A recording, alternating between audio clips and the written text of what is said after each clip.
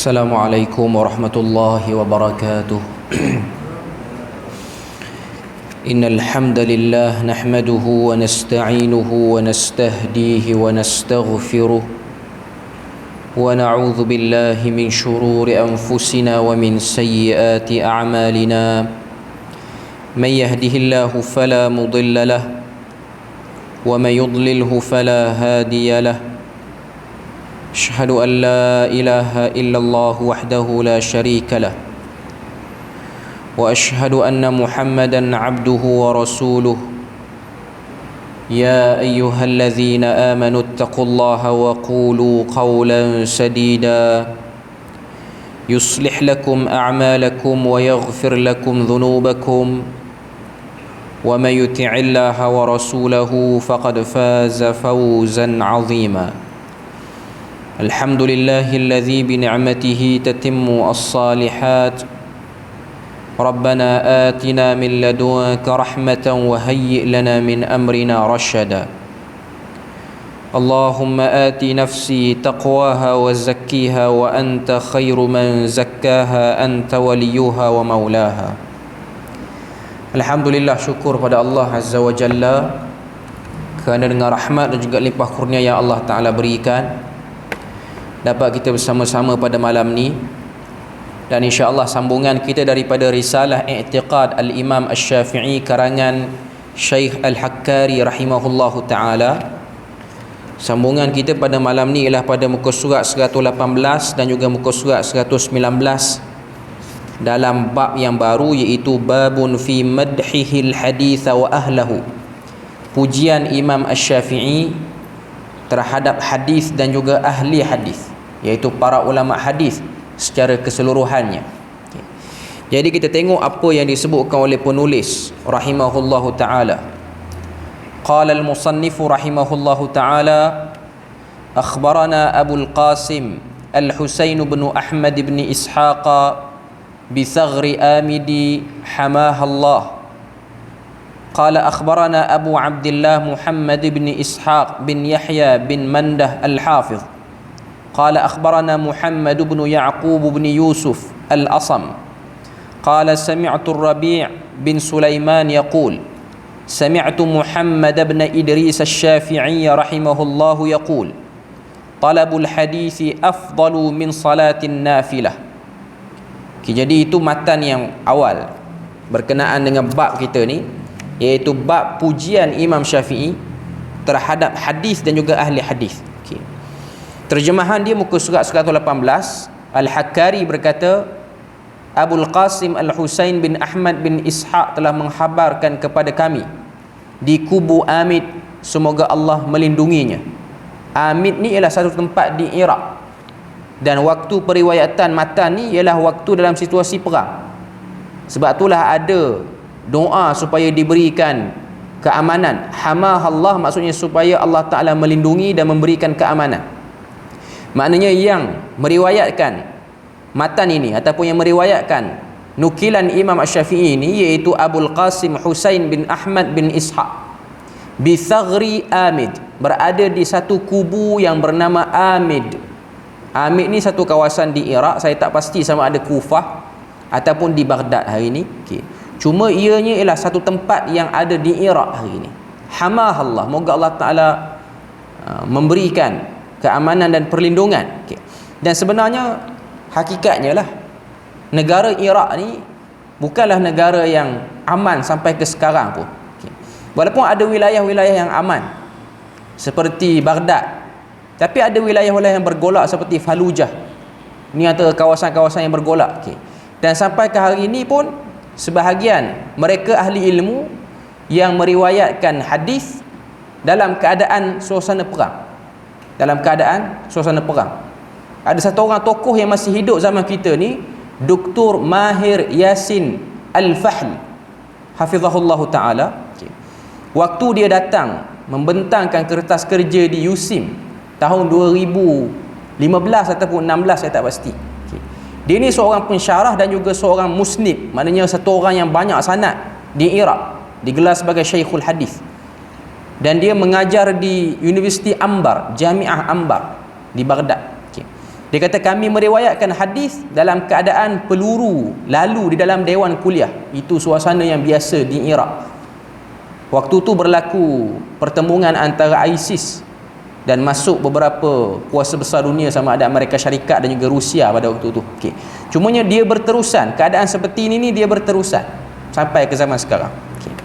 Qala akhbarana, kemudian meriwayatkan kepada kami Abu Abdullah Muhammad bin Ishaq bin Yahya bin Mandah Al-Hafiz, iaitu Ibn Mandah, telah mengkhabarkan kepada kami, beliau berkata Muhammad bin Yaqub bin Yusuf Al-Asam telah memberitahu kami, beliau berkata aku telah mendengar Ar-Rabi' bin Sulaiman. Rabi' bin Sulaiman ialah satu murid kepada Imam Syafi'i dan banyak kali dah kita lalu nama Rabi' bin Sulaiman ni. Selain daripada Al-Buwaiti, Al-Muzani, antara murid Imam Syafi'i yang terkenal ialah Rabi' bin Sulaiman. Melazimi Imam Syafi'i dalam tempoh yang sangat lama, khususnya di masjid Sa'ad, masjid satu orang sahabat di Kahirah tu. Okay. Dan dia ni Bilal di masjid tu, di kawasan nama dia Fustat. Okay. Itu ialah salah satu tempat Imam Asy-Syafi'i orang kata apa, menyampaikan ilmu dalam tempoh yang lama di Mesir. Masjid itu masih lagi wujud sampai sekarang, lebih tua berbanding Masjid Al-Azhar sebab dia lebih awal. Okay. Dia pada zaman orang kata apa, zaman satu orang sahabat yang menjadi gubernur di zaman Amirul Mukminin Umar Al-Khattab. Okay. Jadi Rabi' bin Sulaiman ni dia orang kata apa, dia menyampai, dia ni Bilal di masjid tu, sebab tu dia boleh melazimi Imam Syafi'i di situ. Okay. Ar-Rabi' bin Sulaiman berkata, aku telah mendengar Muhammad bin Idris Asy-Syafi'i rahimahullah. Apa kata Imam Asy-Syafi'i? Muhammad bin Idris Asy-Syafi'i itulah Imam Asy-Syafi'i. Dia kata talabul hadisi afdalu min salatin nafilah. Menuntut ilmu hadis itu lebih afdal berbanding mengerjakan salat sunat. Okay. Syarah kepada matan ini ataupun maksud Imam Syafi'i ini ialah nasuh fi hathi al-Imam Syafi'i ala talabil ilmi. Perkataan Imam Syafi'i ini ialah satu gesaan, arahan ataupun saranan lah. Hathu ni lebih kepada saranan. Hathun iaitu bermaksud saranan untuk menuntut ilmu. Wa annahu afdalu min salatin nafilah. Kerana menuntut ilmu itu lebih baik daripada melakukan ibadat yang dinamakan sebagai salat sunat. Kita tengok apa yang disebut dalam syarah ni. Walihadza qarrara al-ulama'u anna talab al-ilma afdalu min nawafilil ibadah. Para ulama telah menetapkan bahawasanya menuntut ilmu itu lebih afdal daripada menyibukkan diri melakukan ibadah-ibadat sunat, iaitu nawafilus salah, salat sunat, wa nawafilus siyam, puasa sunat, wa nawafilul hajj, dan juga haji yang sunat. Haji sunat ni ialah orang tu dah pergi sekali, pergi pula kali kedua, kali ketiga. Maknanya perginya dia kali kedua, ketiga tu tak lagi disebut sebagai hukum wajib. Fa idza kana talabul ilmi yamna'uka min salatil lail aw min salatil duha aw yamna'uka min siyami 3 ayyam min kulli syahr aw min sawmi yawmin wa fitri yawm aw min hajjin nafilah faqaddama talabul ilmi li'anna al-insana idza ta'allama ilma tabassara wa tafaqqaha wa azala al-jahla an nafsihi. Okay. Dalam syarah Badlul Masa'i yang ditulis oleh Abdul Aziz Ar-Rajihi rahimahullahu taala, dia kata sini, sekiranya menuntut ilmu itu menghalang kamu untuk salat malam, maknanya salat pada waktu malam lah, okay, ataupun salat duha, salat sunat duha, ataupun dengan menuntut ilmu itu menghalang kamu daripada puasa 3 hari di setiap bulan, puasa putih lah, hari-hari putih 13, 14, 15, au min saumin, ataupun menghalang kamu daripada puasa sehari dan berbuka sehari, ini puasa Nabi Daud, ataupun menghalang kamu daripada mengerjakan haji secara sunat, maka dahulukan menuntut ilmu, kerana seorang itu bila mana ia menuntut ilmu tabassara, terbukalah kefahaman dia, wa tafaqqaha, fahamlah dia akan satu masalah, wa azalal jahlu, dan terangkatlah kejahilan daripada dirinya. Ini kelebihan menuntut ilmu, sehingga dengan menuntut ilmu tu menyebabkan kita terhalang daripada orang kata apa, menyibukkan diri dengan ibadah-ibadah sunat, maka ianya didahulukan, diutamakan menuntut ilmu. Sebab tu ada pandangan ulama, pandangan, saya tak kata ini muktamad, tapi pandangan ulama yang pelik lah, membenarkan orang yang sibuk baca kitab menuntut ilmu ni boleh untuk mereka menjamakkan salat fardu. Dia tak kasar, dia jamak. Dia menuntut ilmu, dia baca kitab luar biasa. Ini khusus bagi orang yang duduk dalam bidang penyelidikan lah. Saya tak anjurkan pegang pandangan ni, cuma saya nak kata benda tu ada. Jangan nanti lepas pada ni pensyarah ke, orang-orang yang buat master postgraduate ke, dia sibuk baca buku di orang kata apa, di dalam kajian dia tu, dia nak ambil pandangan ni. Pandangan ni perlu diteliti lagi. Cuma saya nak kata ada. Dan memang kita tengok ada sebahagian penyelidik, terutamanya bidang-bidang yang kritikal, yang perlu duduk dalam lab, dalam makmal, yang perlu duduk membaca banyak manuskrip lama, dia orang kadang-kadang dah terleka dan tak tahu apa yang berlaku di luar. Sebab benda tu pun berlaku pada imam-imam yang terdahulu. Sebab tu kalau tengok setengah-setengah imam, kalau saya tak silap, Imam Az-Zahabi rahimahullahu ta'ala, waktu dia tulis Syiar A'lam An-Nubala, dia masuk dalam bilik dia menulis, bilik study lah kita kata, dia masuk dan dia tak tahu, dia dah terlepas solat Jumaat dengan sebab dia duduk dalam tu je. Dia keluar tu dah hari Sabtu, hari Ahad dah. Benda tu berlaku dan benda ni tak dibuat-buat. Orang yang duduk dalam dunia penyelidikan, dia akan tahu benda ni. Itu benda yang biasa. Sebab tu ada sebahagian para ulama meringankan mereka untuk solat jamak dan juga solat qasar. Bahkan ianya berlaku pada Imam Ahmad sendiri waktu dia nak tulis Musnad Imam Ahmad, sehingga dia tak sempat untuk salat malam, dia hanya salat maghrib, salat isyak. Lepas salat isyak tu dia masuk tempat dia nak teliti ilmu hadis ni, sama ada penulisan ataupun hafazan, sekali dengan anak dia Abdullah bin Ahmad, dan dia hanya buat benda tu sampai rapat kepada subuh. Maknanya dia hidupkan malam tu dengan benda tu saja. Dan ianya menyebabkan Imam Ahmad ni kerap kali dia salat subuh dengan wuduk salat isyak. Ini benda yang tak berlaku lah zaman kita kot.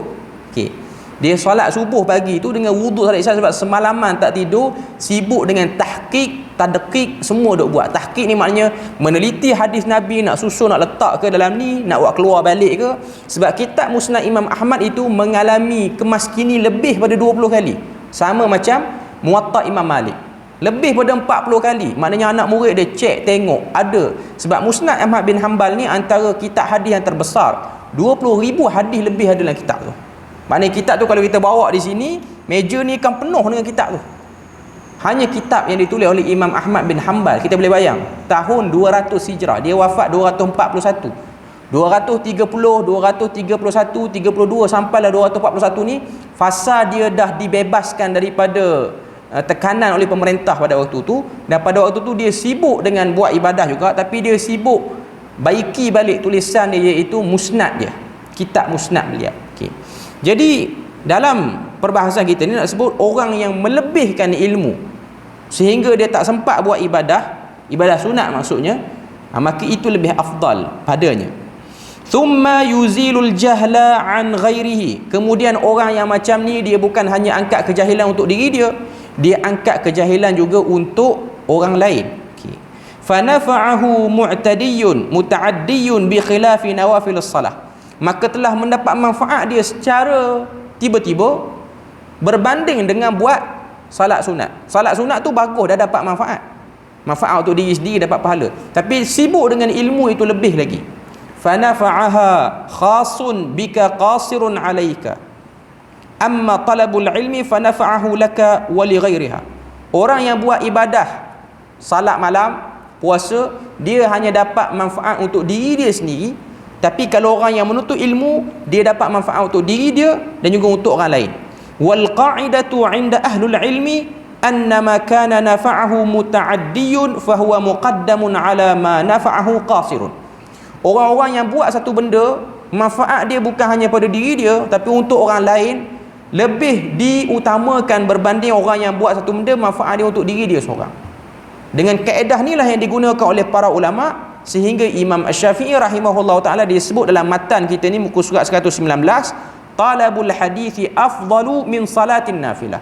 menuntut hadis itu lebih afdal berbanding mengerjakan salat sunat. Tapi dia bukan hanya salat, dia juga puasa, dia juga sedekah, dia juga ibadah-ibadah yang lain. Okey. Jadi nak sebut pada kita bahawasanya kedudukan orang yang menyibukkan diri dengan ilmu, khususnya ilmu hadis, termasuk juga sekali dalam ilmu agama, maka dia berada pada kedudukan yang tinggi. Okey. Jadi itu benda yang kita boleh tengok pada perkataan Imam Syafi'i yang pertama. Kemudian yang bawah tu, matan seterusnya, akhbarana Abul Qasim Sa'id bin Muhammad al-Idrisi al-Hafiz qala akhbarana al-Hakim Abu Abdullah Muhammad bin Abdullah bin Nu'aim al-Hafiz qala akhbarani az-Zubairi ibn Abdul Wahid qala akhbarana Abu al-Abbas at-Tabari qala akhbarana Muhammad bin Ishaq qala akhbarana Yunus bin Abdul A'la qala, muka surat 121, sami'tu Syafi'i rahimahullah yaqul idza ra'aita rajulan min ashabil hadis faka'anni ara rajulan min ashabin nabiy sallallahu alaihi wasallam. Okey. Yang ni pun salah satu kemuliaan ahlu hadis. Al-Hakkari berkata, terjemahan dia muka surat 118, Abul Qasim Sa'id bin Muhammad al-Idrisi al-Hafiz telah mengkhabarkan kepada kami, beliau berkata, Al-Hakim Abu Abdullah Muhammad bin Abdullah bin Nu'aim Al-Hafiz telah memberitahu kami, beliau berkata, Az-Zubairi bin Abdul Wahid telah mengkhabarkan kepadaku. Az-Zubairi ialah satu kabilah yang dinisbahkan kepada Iraq, orang Iraq. Az-Zubairi. Sebab tu di Arab Saudi ni dia ada satu kawasan nama dia Najran. Najran ni ada satu kabilah nama dia Az-Zubairi duduk situ. Az-Zubairi ni ialah satu kabilah yang datang daripada Iraq. Okey. Dan dia orang punya kebiasaan di sana ialah dia orang bercucuk tanam, petani. Okey. Dan yang kedua, dia orang ni fasih dalam penghasilan kraft tangan, Az-Zubairi.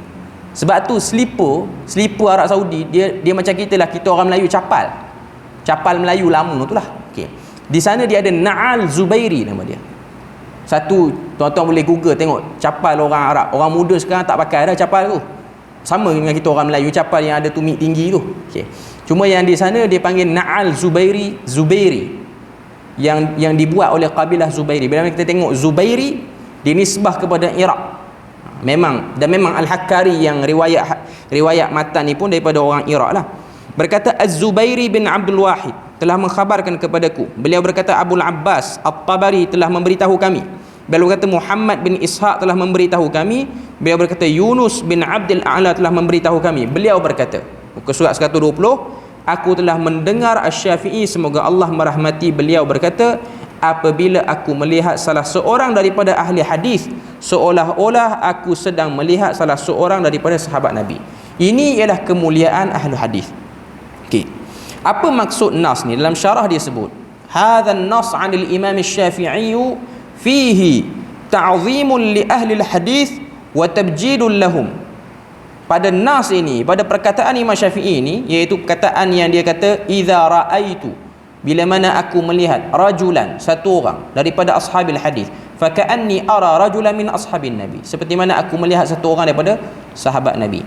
Ini ialah ta'zim, kemuliaan, kehormatan yang diberikan oleh Imam Syafi'i kepada ahlu hadis. Lianna ashabun nabi, kerana sahabat-sahabat Nabi itu yu'azzimunahu wa yubajjilunahu wa yu'azzirunahu wa yuwaqqirunahu wa lahum inayatun bil hadis. Kerana sahabat Nabi itu telah diberikan penghormatan, diberikan kemuliaan, diberikan kelebihan dan diberikan ketundukan pada mereka, kerana mereka itu telah bergelumang dengan hadis.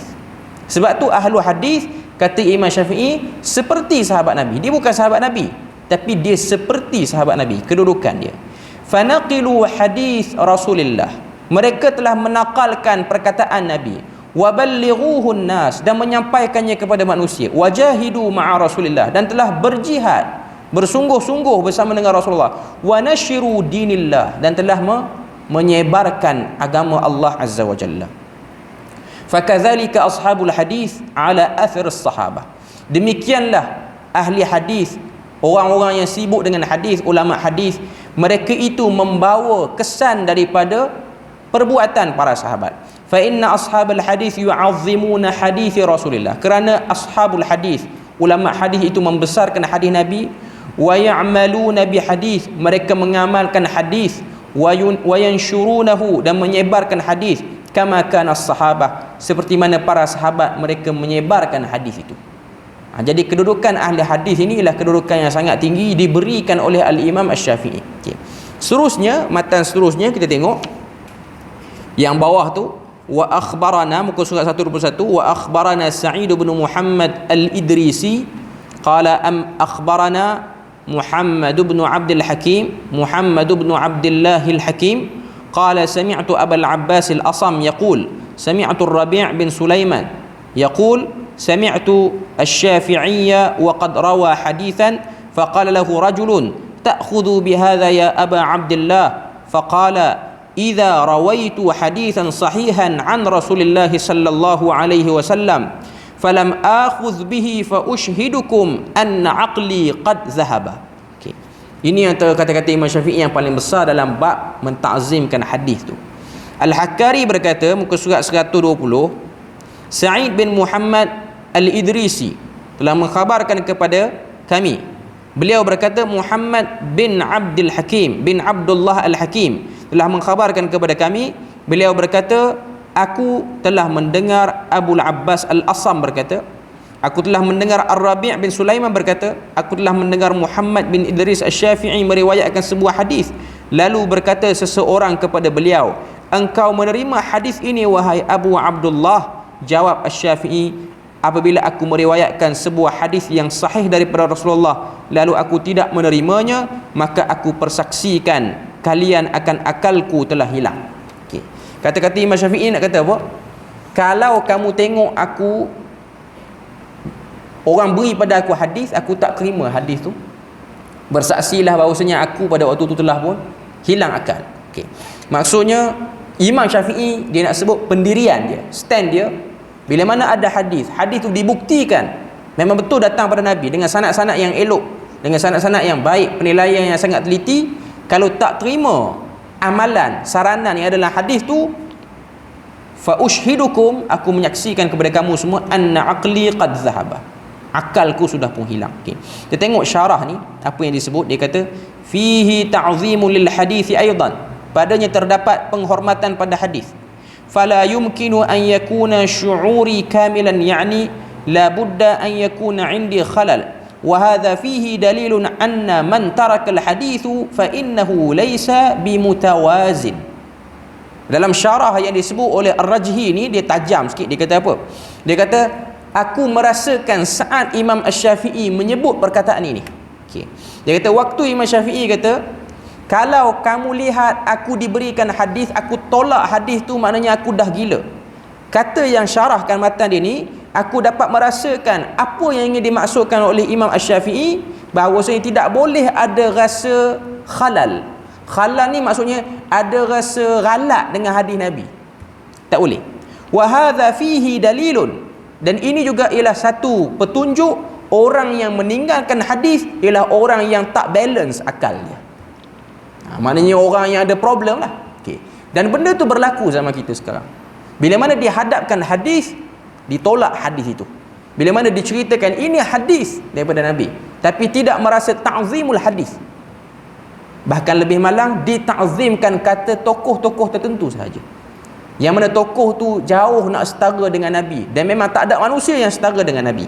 Okay. Wa aqluhu salimun bal fihi khalal, kata dia.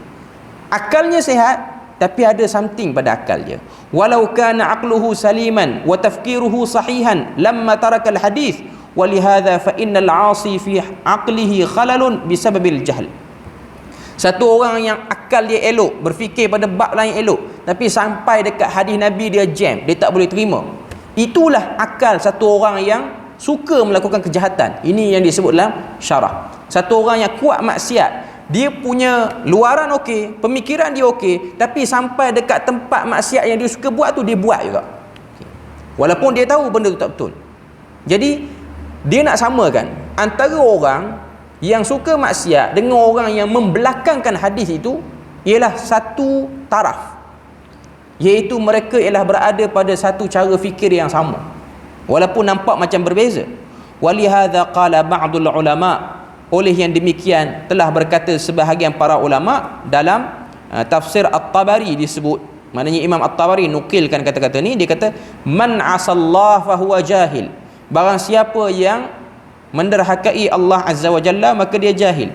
Falladhi la ya'khudhu bil hadithi 'asin wa 'aqluhu laysa kamilan, dan yang tidak mengambil hadis itu dia ialah orang yang derhaka, berpaling daripada kebenaran, dan akalnya tidak lagi sempurna. Bal fihi khalalun walihadza akmalun nasi humul mu'minun almuttaqun walidha samma Allah ulul albab. Oleh yang demikian, orang yang paling sempurna ialah orang yang beriman, orang yang bertakwa, yang telah dinamakan oleh Allah Ta'ala dengan nama ulul albab. Ulul albab dalam tu termasuknya ialah orang yang dengar hadis Nabi, kita tak refuse hadis Nabi itu, kita tak tolak, kita enggan untuk mengamalkan hadis Nabi. Wa athna alaihim limtithaluhum likitabillah wa sunnati Rasulillah sallallahu alaihi wasallam. Lalu dia memuji dan mengikut seperti mana yang disebut dalam Al-Quran dan sunnah Rasul sallallahu alaihi wasallam. Okey. Cuma satu benda yang kita nak tambah di sini, bila mana kita dengar satu hadis, okey, kita yang dengar tu berbeza-beza dia punya pengetahuan. Orang yang mendengar hadis ni, ada orang yang dengar hadis dengan lengkap pengetahuan dia tentang hadis. Dia tahu ada hadis dhaif, ada hadis palsu, ada hadis sahih, ada hadis mutawatir, macam-macam. Okey. Dan bila mana dia dengar hadis, dia ada satu sikap untuk clearly nak reconfirm hadis tu. Okey.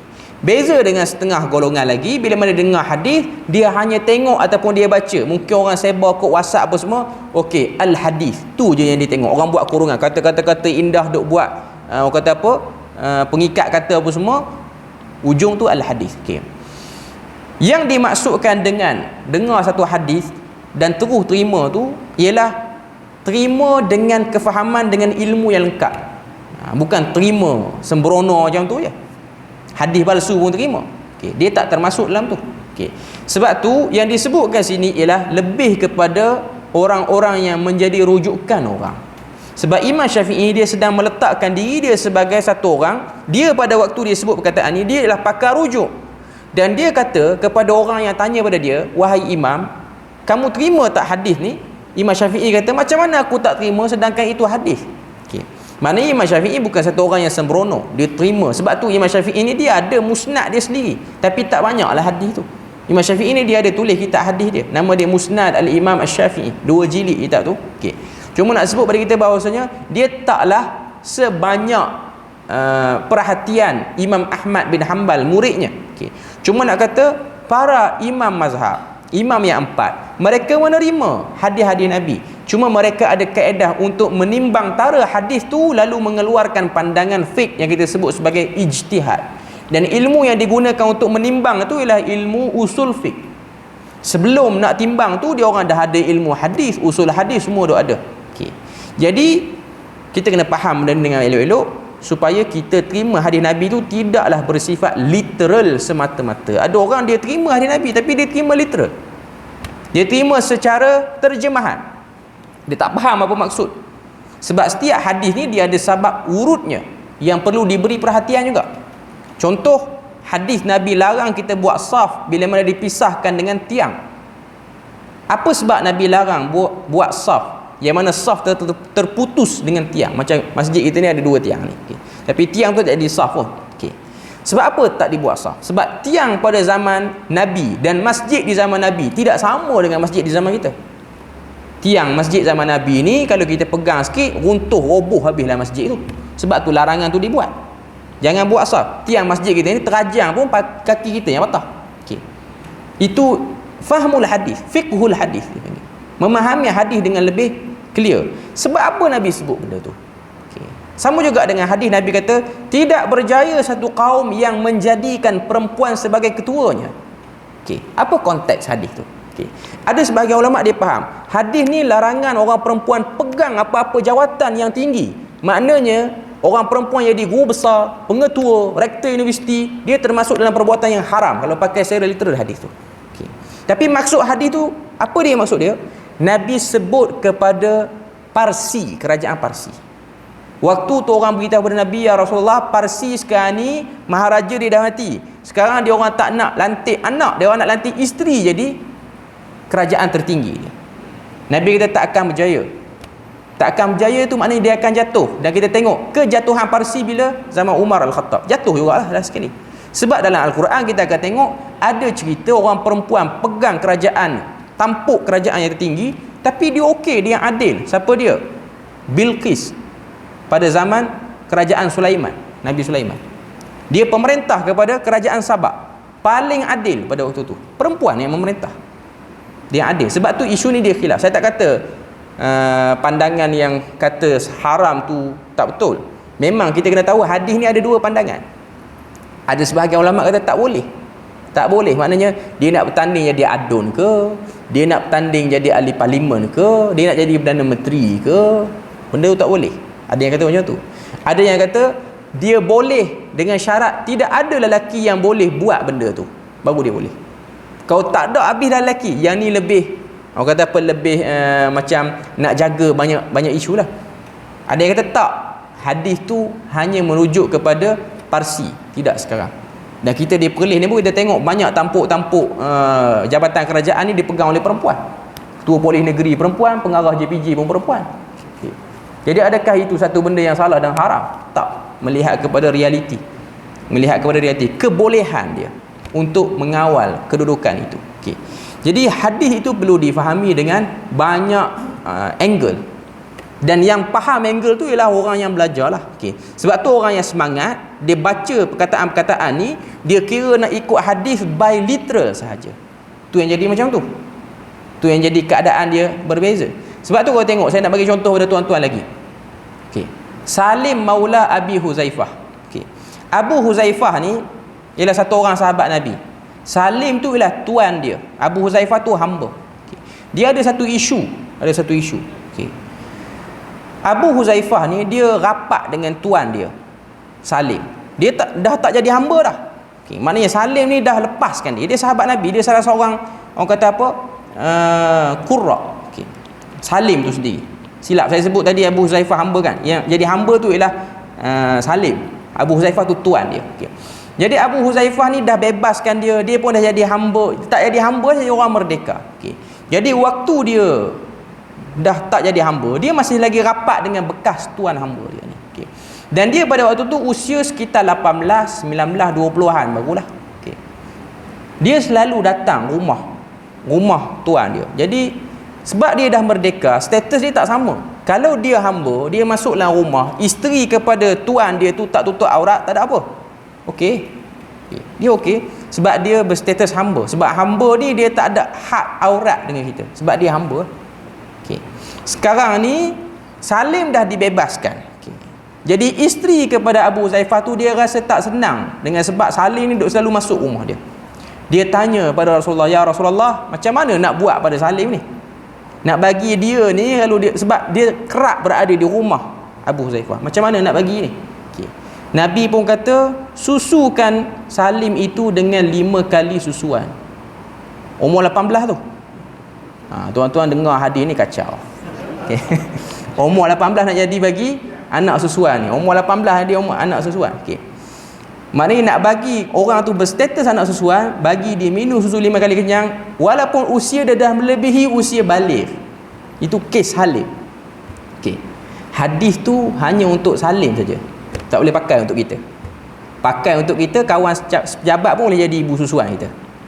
Tak boleh Itu terpakai untuk Salim. Tapi kalau orang tu dia baca hadis tu saja tanpa dia ada ilmu hadis yang baik, apa akan jadi pada dia? Dia nak amal, dia kalau nak beramal lah. Yang syok-syok lagu ni kalau nak beramal, yang lain-lain tak nak beramal sangat. Okey. Cuma hadis-hadis macam ni kalau terjumpa dengan orang-orang yang dia semangat ni, tak ada ilmu hadis yang elok sangat, dia semangat. Oh, boleh rupanya. Anak susuan ni bukan kecil je, tua pun boleh. No, itu khusus untuk kes Salim sahaja, tidak berlaku kepada orang lain. Okey. Supaya kita tahu baca hadis itu perlukan ilmu sampingan juga untuk kita nampak. Kita boleh baca. Sebab tu orang-orang awam ni kalau dia nak baca hadis-hadis yang bersifat tazkiyatun nafs, penyucian diri, sarana-sarana untuk buat ibadah, yang tu boleh baca walaupun kita tak belajar ilmu hadis tinggi sangat. Okey. Tapi kalau hadis-hadis hukum, dia kena kan perlu panduan orang yang tahu sikit bab hukum. Supaya kita tak terbuat hukum-hukum yang sebenarnya hukum tu khusus bagi orang ni saja. Okey. Jadi itu orang kata apa, sedikit saranan lah. Okey.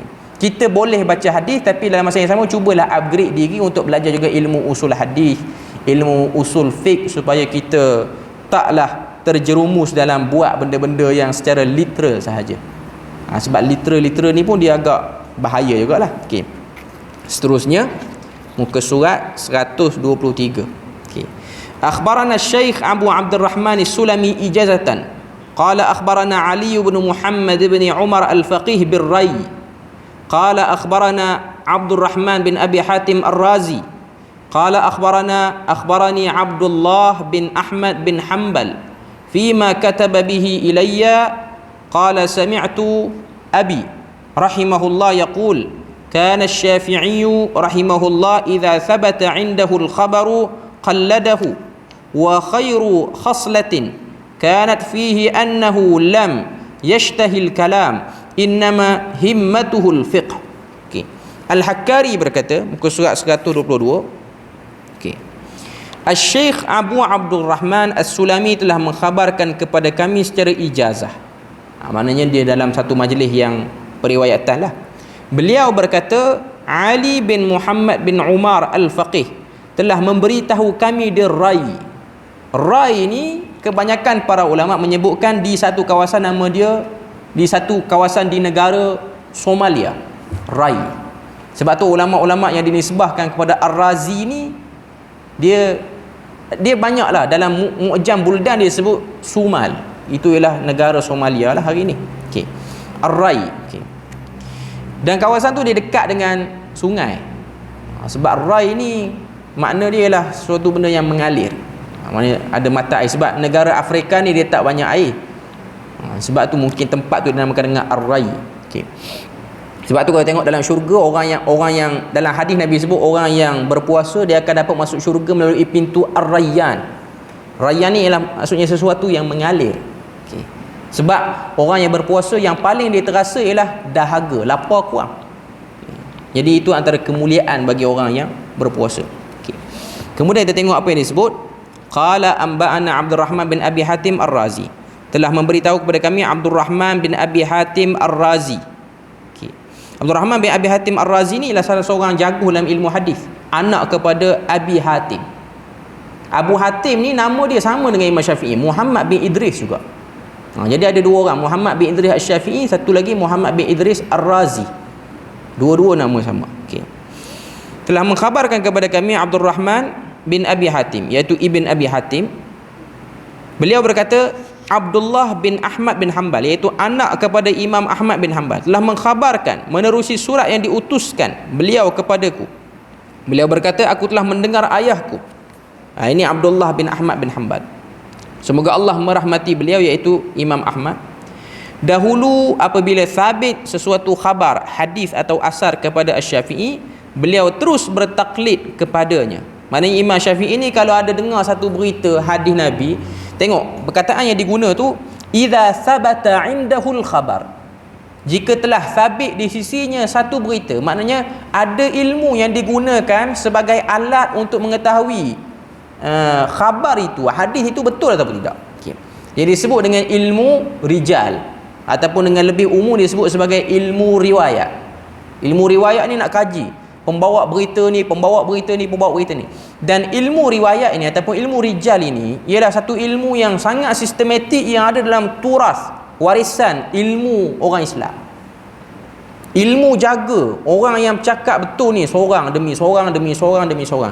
Dan orientalis barat, ilmu ni lah yang dia cuba untuk kita syak padanya. Macam-macam usaha dilakukan untuk menjadikan kita rasa betul ke orang ni dia boleh ingat sampai ribu-ribu, orang ni dia boleh pastikan tak pernah menipu. Sebab dalam ilmu hadis ni dia jaga benda tu. Okay. Dan benda tu berlaku, dan benda tu memang wujud, sistem tu memang wujud pada zaman dulu. Orang kata apa, pada zaman belum ada database apa semua ni. Sebab zaman dulu bukan ada IC, nak masuk tengok track record dia pernah pergi negara mana. Ulama hadis dahulu dia boleh trace, sebut nama ni, okey dia pernah duduk di negara ni, dia pernah duduk. Dia punya sistem tu macam immigration. Dia boleh tahu. Sebab tu bila mana berlaku sesuatu percanggahan, dia akan kata mustahil orang ni dengar hadis ni daripada kawan ni, sebab dia ni duduk negara ni, dia ni duduk negara ni, dan tak pernah ada riwayat dia orang berjumpa dua orang ni. Sampai tahap tu. Sebab tu ilmu hadis ni kita boleh tengok orang-orang yang duduk di dalam ilmu hadis ni kebanyakannya ialah orang-orang yang perfectionist punya orang. Sikap dia perfect, dia semua benda dia jaga. Sebab tu kita tengok antara ciri-ciri yang ada ialah pada Imam Malik bin Anas. Imam Malik bin Anas ni baju ni kedut pun tak ada, pakai kasut kemas, tunjuk pada kita sikap. Walaupun ada sebahagian ulama hadis yang taklah dia perfect untuk bahagian tu, tapi untuk setiap perkhabaran dia perfect. Macam Imam Imam Abu Daud. Imam Abu Daud ni dia guru dengan Imam Ahmad, tapi dia tu taklah kemas sangat. Dia terkesan dengan Imam Ahmad bin Hanbal yang sangat zuhud. Sebab tu ada riwayat kata Imam Abu Daud ni kalau pakai baju, lengan baju dia ni besar sebelah, kecil sebelah. Orang pernah tegur dia, lengan baju ni dia besar sebelah, kecil sebelah. Orang tanya, wahai imam, kenapa pakai baju macam tu? Dia kata tak ada kepentingan pun, aku nak bagi sama. Sekarang ni aku sibuk dengan benda lain. Itu kecenderungan ahli penyelidik dia memang macam tu. Sebab tu kalau tuan-tuan tengok orang-orang yang kerja penyelidik ni, dia tak fokus sangat pada benda-benda macam tu. Pakai baju dia iron tak iron pun ada, tapi bila mana dia bincang bidang dia, dia sangat specialist dalam bidang tu. Dia tak peduli lah kereta dia ni angin ada ke, minyak ada ke, dia tak peduli yang tu. Sebab tu kalau tuan-tuan tengok orang saintis ke apa semua, rambut pun tak berapa nak terurus, misai pun tak terurus. Itu ialah menunjukkan dia orang sibuk pada bidang itu, sibuk. Tapi ada sebahagian ulama hadis yang jaga penampilan tu. Antaranya lah Imam Malik bin Anas, sangat jaga. Imam Malik bin Anas ni kursi yang tertentu dia tak duduk dalam riwayat. Sebab tu waktu Imam Syafi'i baru nak pergi belajar dengan Imam Malik ni, dia rasa grown dengan Imam Malik. Sebab Imam Malik ni kursi dia tu ada tukang yang angkat kursi dia. Bukan semua kursi dia akan duduk. Sebab dia sangat menjaga kebersihan diri. Dia tak pernah pakai pakaian warna lain melainkan warna putih sahaja waktu dia riwayat hadis. Dia macam ada satu dress code. Dalam kerja pun ada dress code sebenarnya. Okey. Cuma dress code, nak kata orang duk ingat dress code ni mari pada barat. Sebenarnya dress code ni mari daripada kebiasaan para ulama. Pakai baju putih tu riwayat dia, aku tak menipu ni, nak baca hadis Nabi ni aku tak menipu. Okey. Sebab tu ada sebahagian riwayat, walaupun benda ni dia taklah besar sangat. Sebahagian ulama waktu dia, Imam Malik ni waktu dia nak meriwayatkan hadis, dia baca pakai baju putih. Waktu dia nak meriwayatkan, dia nak jawab hukum hakam, dia pakai baju orang lain. Baju orang lain tu melambangkan dia tidak menyibukkan diri dengan hadis, tapi dengan hadis dia pakai putih. Dia ada dress code dia sendiri. Itu perfectionist punya orang lah. Okay. Tapi tak semua ulama hadis seperti itu. Okay. Sambung tengok apa yang disebut. Idza thabata indahul khabar, bila mana sabit di sisi Imam Syafi'i satu-satu berita itu, qalladahu, terus dia taklid. Taklid ni maksud dia apa? Ikut tanpa faham pun sebenarnya, apa tahu. Okay. Tapi nak katanya bukanlah Imam Syafi'i dia bersikap macam tu. Nak katanya dia punya flow ikut hadis Nabi tu, sehingga dia tinggalkan pandangan-pandangan dia yang mungkin berlawanan dengan sebelum datang hadis tu kepada dia. Okay. Sifat terunggul yang ada pada beliau ialah tidak menggemari ilmu kalam. Semangat beliau hanya tertumpu kepada ilmu fiqh. Okay. Wa khairu khaslatin kanat fihi annahu lam yashtahil kalam. Okay. Dia tak menyibukkan diri dengan ilmu kalam. Ilmu kalam pada zaman itu ialah ilmu falsafah Yunani, Greek tua, daripada tamadun terdahulu yang faham Tuhan dengan pemikiran sendiri saja, yang dibawa oleh Plato, Socrates, apa semua. Ilmu kalam zaman sekarang ni ilmu kalam lain. Falsafah yang lain yang dibelajar di universiti itu lain, ataupun yang belajar dalam silibus mantik, orang yang belajar bahasa Arab lah, orang yang belajar dalam bidang agama ni, mantik, ilmu makulat, apa-apa semua tu. Okay. Itu ialah ilmu untuk menajamkan logik, akal dan kekuatan berhujah sebenarnya. Okay. Tapi ilmu kalam yang disebut sini, ilmu kalam Greek tua yang memahami Tuhan tanpa ada satu sistem dan tanpa ada rasa kita tu ada kelemahan. Dia akan guna akal seboleh mungkin. Innama himmatuhul fiqh. Tapi himmatuhu, iaitu keahlian Imam Syafi'i itu, dia lebih sibuk kepada ilmu fiqh. Sebab tu Imam Syafi'i antara kemuncak ketajaman ilmu fiqh dia ni bila mana dia tulis kitab nama dia Ar-Risalah. Ar-Risalah ni ialah satu kitab yang dia tulis, dan asalnya ianya ialah surat yang dijawab melalui permintaan satu orang ulama hadis, yang mana ulama hadis ni dia ada satu masalah. Hadis ingat, faham hadis tu, tahu terjemahan hadis tu, faham perkataan, tapi nak guna dalam hukum hakam tak reti. Minta pada Imam Syafi'i, tulislah satu kaedah ilmu supaya kita ni bila mana baca hadis boleh guna kaedah tu untuk beri hukum hakam pada orang awam. Dia pun tulis Ar-Risalah. Ada dua fasa penulisan Ar-Risalah ni. Kali pertama dan kali kedua. Dia ada Risalah Kubra dan Risalah Sughra. Cuma nak sebutnya Imam Syafi'i inilah yang mengharmonikan pertembungan ahlul aqli dengan ahlul naqli, ahlu ijtihad. Orang-orang yang kuat ijtihad macam Imam Abu Hanifah, mazhab dia memang banyak ijtihad. Sebab di Kufah, di Baghdad pada waktu, di Iraq ni kurang sampai hadis Nabi. Berbeza dengan ahlu athar yang berada di Mekah dan Madinah. Sebab zaman dulu dia bukan senang orang nak travel by jauh-jauh ni. Okey, kita bila luazan dulu.